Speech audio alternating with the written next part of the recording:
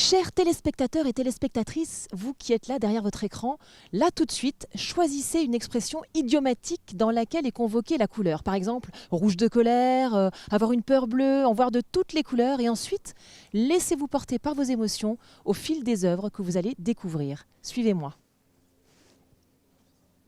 Nous voici arrivés à Sablé-sur-Sarthe, à la salle Théophile Play. Je suis avec Michel Colsec. Michel Colsec qui est l'invité d'honneur du jour, spécialiste des eaux fortes, paraît-il, aquarelliste, vous faites de la gravure également. Alors, bonjour, je fais effectivement de la gravure beaucoup parce que j'aime la couleur et j'aime la gravure couleur. J'aime sur ceci toute la soupe que ça représente au départ parce que ce sont des dizaines d'heures de travail pour préparer des grandes gravures couleurs. J'ai eu la chance de travailler en Allemagne sur la 3e plus grosse presse au monde pendant des années. Et donc ça a permis de faire des travaux gigantesques et intéressants. Et d'autre part, donc, je suis également aquarelliste et je me suis spécialisé dans les aquarelles grand format, voire très très grand format.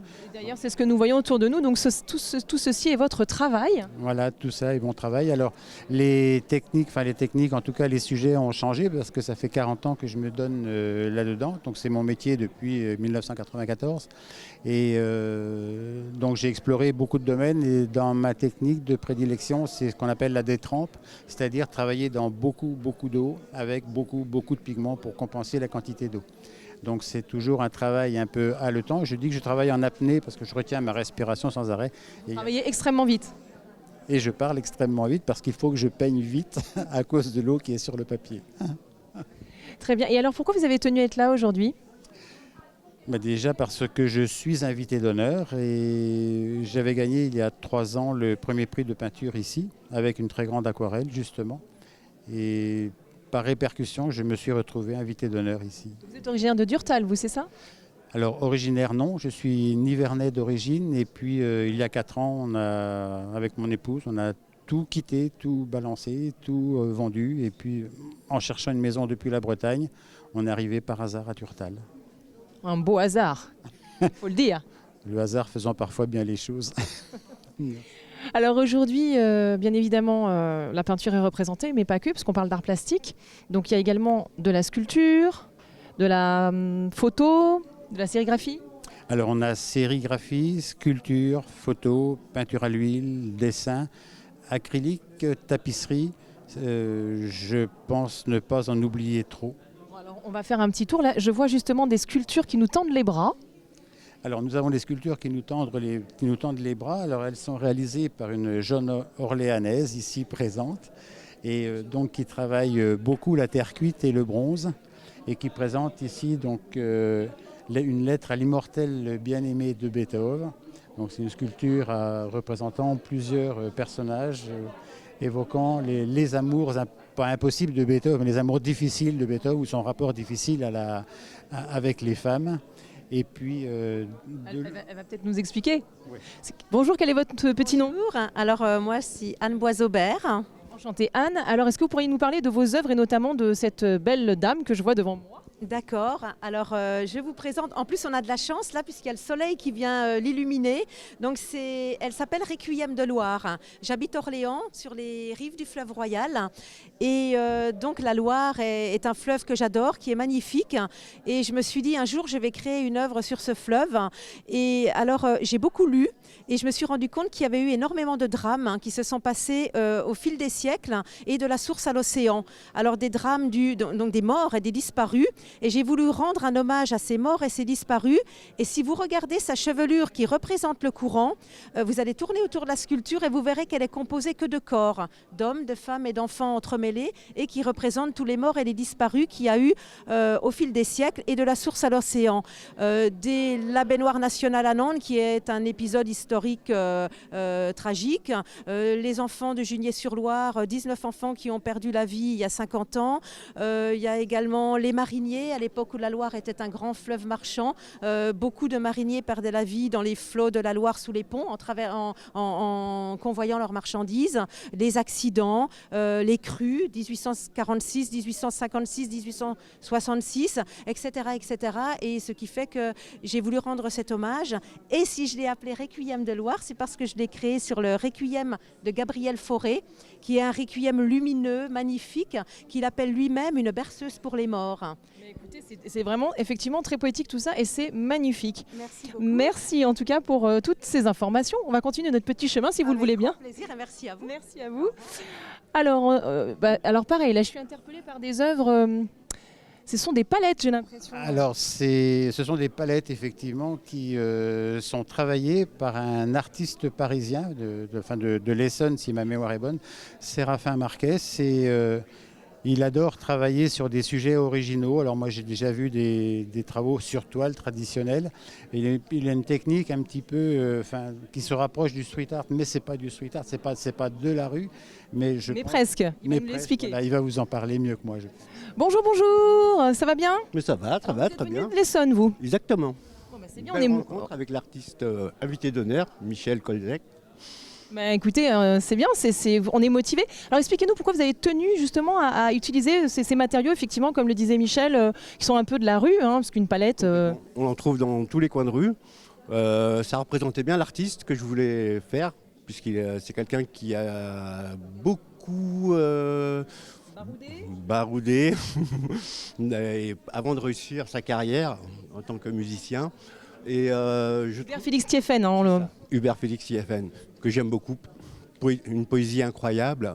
Et moi, je trouvais que ce côté-là, de retrouver les palettes un peu partout dans les rues, même cassées, c'est ce que j'ai fait, quoi. C'est 2 palettes que j'ai reconstituées en une pour justement le représenter, parce que ça correspondait. Et puis, ça transcendait le personnage, d'une certaine manière, son univers, ce qu'il est, d'où il vient. Exactement, c'est ça, quoi. Et Amy Winehouse, j'imagine que c'est pour les mêmes raisons. Exactement, c'est ça. Un peu cassé. Et puis tous les deux, ils ont des émotions incroyables, quoi, qui nous procurent.